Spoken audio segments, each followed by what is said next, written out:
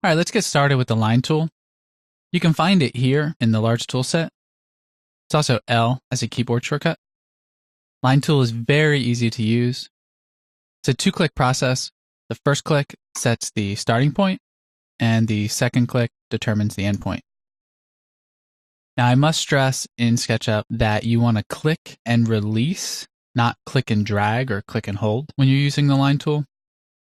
Because, as you'll notice, the line tool will continue drawing until you basically close a series of edges.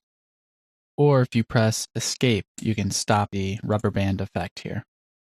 Now, if you want precise measurements, you can click and release to start the line tool. You can feel it snap in the red axes.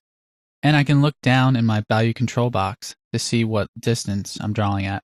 So in this case, if I want 30 feet, just simply type in 30, foot sign, and then press return.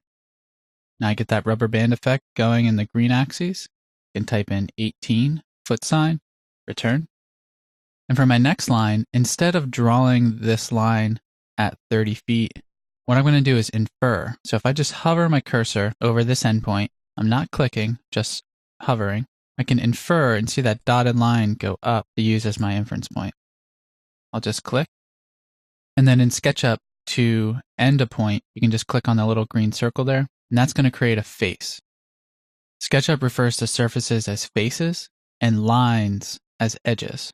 So you can always see if you're on a face or on an edge. You can also infer to the midpoint with the little cyan dot, and endpoint's going to give you a little green dot. Anywhere on an edge is going to be a little red square. And anything on a face is going to give you a blue diamond. So wherever you click from, you can always see how you can begin drawing.